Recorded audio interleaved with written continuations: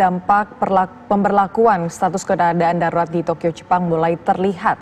Status darurat hanya berlaku di kota Tokyo dan 6 prefektur lainnya.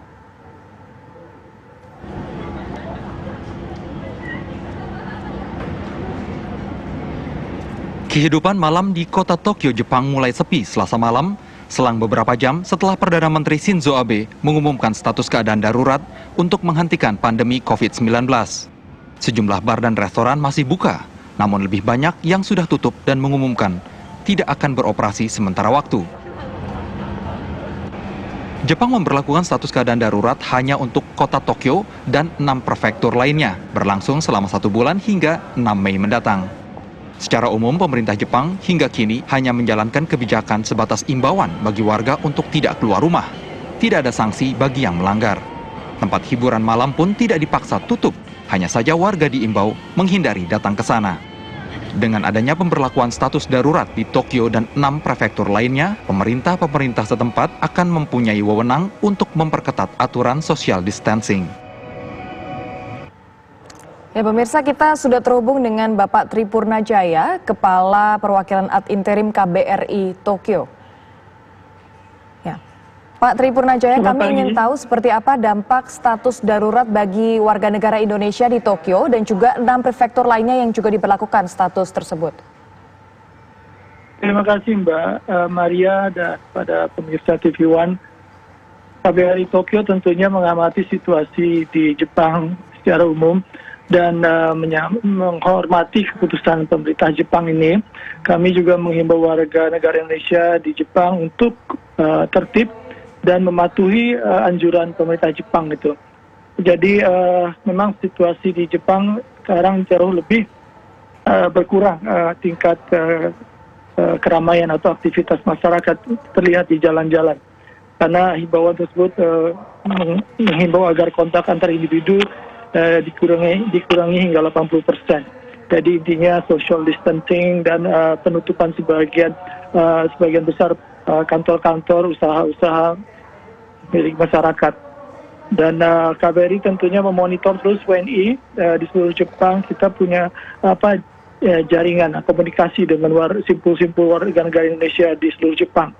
Kita ada media sosial dan ada hotline, dan sesuai dengan arahan dan petunjuk Ibu Menteri Luar Negeri, kita terus memonitor dan mendukung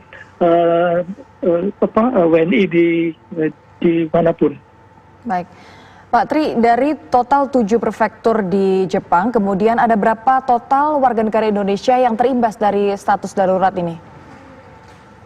Jadi memang wilayah ini ditetapkan status darurat karena ada 3 faktor, karena jumlah kasus terinfeksi dan tingkat kecepatan penyebaran atau penambahan kasus dan jumlah yang tidak terdeteksi klasternya. Memang mayoritas penduduk Indonesia berada di prefektur-prefektur ini, termasuk Tokyo. Di metropolitan Tokyo ini sekitar ada 5.000 sampai 6.000 warga negara Indonesia, dan di Osaka juga cukup besar, dan di Chiba, Kanagawa, Saitama, Hyogo, Fukuoka. Baik. Mungkin secara keseluruhan warga negara Indonesia di Jepang ada 60.000. Total 10.000 ya Pak. Baik, dari selama 60. masa darurat ini berlangsung, kemudian mungkin ada treatment atau kebijakan khususkah dari KBRI Pak? Jadi memang khusus KBRI mengingat status darurat ini, kita juga telah memangkas jam kerja khususnya kepada staf KBRI untuk lebih banyak work from home.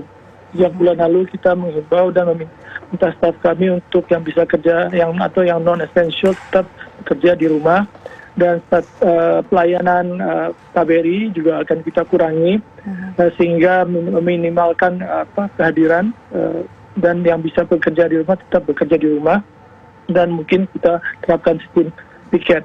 Jadi sesuai dengan anjuran pemerintah Jepang juga untuk mengurangi hingga 80%, jadi hanya yang esensial saja yang datang ke KBRI. Baik, jadi untuk layanan dari KBRI Tokyo terhadap para WNI di sana ini dikurangi aktivitasnya, dan mungkin layanan bagi WNI kepada KBRI ini layanannya seperti apa Pak? Bisa lewat mana?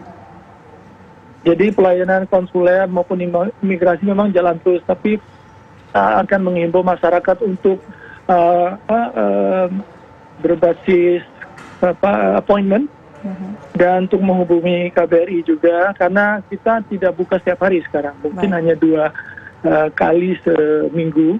Untuk mengurangi social distancing ini perlu kita tegakkan sehingga meminimalkan jumlah masyarakat yang biasanya hadir di KBRI untuk meminta fasilitasi atau pelayanan. Baik, terima kasih Pak Tri Purnajaya telah berbagi informasi bersama kami. Semoga keadaan di Jepang bisa semakin membaik. Terima kasih banyak.